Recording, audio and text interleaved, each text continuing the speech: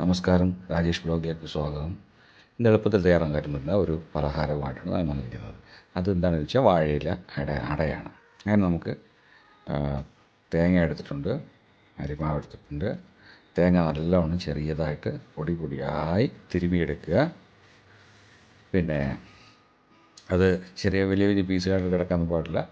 ഈ തേങ്ങ തിരുമ്മിനിടയ്ക്ക് നമുക്ക് കുറച്ച് വെള്ളം വയ്ക്കാം, ചൂടുവെള്ളം.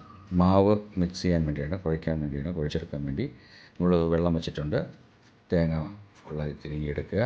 ഇതിനിടയ്ക്ക് നമ്മുടെ ചാനൽ കണ്ടിട്ട് ഇഷ്ടപ്പെട്ടെങ്കിൽ ലൈക്ക് അടിക്കുക, ഷെയർ ചെയ്യുക, സബ്സ്ക്രൈബ് ചെയ്യുക, ബെല്ലൈക്കോൺ അമർത്തി വിടുക. അപ്പോൾ നമ്മളിവിടുന്ന് ഓരോ വീഡിയോ എല്ലാവർക്കും കിട്ടുന്നതായിരിക്കും. നമ്മൾ തേങ്ങ തിരുമ്മിയിട്ടുണ്ട്. അതിൻ്റെ കൂട്ടത്തിൽ ശർക്കര നല്ല പൊടിയായി ചീകി അത് നല്ല മിക്സ് ചെയ്ത് വെച്ചിട്ടുണ്ട്. നമ്മളൊരു ഒരു പാത്രത്തിലേക്ക് മാവ് എടുത്തിട്ടുണ്ട്. കുറച്ച് ഉപ്പ് വിതറി കൊടുക്കുക. പിന്നെ ചിലർ ജീരകം ചേർക്കുന്നുണ്ട്, എല്ലാവർക്കും അത് ഇഷ്ടപ്പെടില്ല. പക്ഷേ ജീരകം ചേർത്താൽ നല്ല ടേസ്റ്റ് ആയിരിക്കും. തിളപ്പിച്ച് വെച്ചിരിക്കുന്ന ചൂടുവെള്ളം ആവശ്യത്തിന് മാത്രം നോക്കി, ഒരുപാട് വെള്ളമായി പോകാൻ പാടില്ല.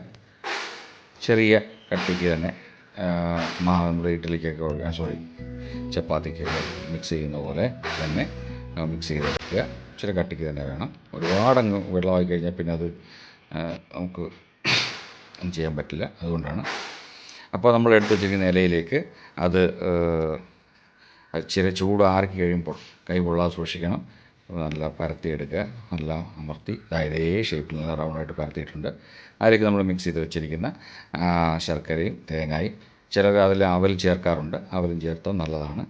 ചേർത്ത് അത് വെച്ച് ഇല നല്ല മടക്കിയെടുത്ത് വയ്ക്കുക. ഓക്കെ, അടുത്തായിട്ട് നമുക്ക് ഇഡ്ഡലി പാത്രം വയ്ക്കാം. ഇഡ്ഡലി പാത്രം നമ്മൾ അടുപ്പിൽ വെച്ചിട്ടുണ്ട്.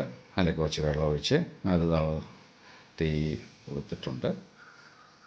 അതിനടിയിൽ തട്ട് വെച്ച്, അപ്പോൾ അതിനിടയ്ക്ക് ബാക്കി കുറച്ച് മാവ് ഉണ്ടായിരുന്നതുകൊണ്ട് നമ്മൾ കൊഴുക്കട്ട ഉണ്ടാക്കിയിട്ടുണ്ട്. കൊഴുക്കട്ട എന്നാണ് പറയുന്നത്. അതിനകത്ത് നമ്മൾ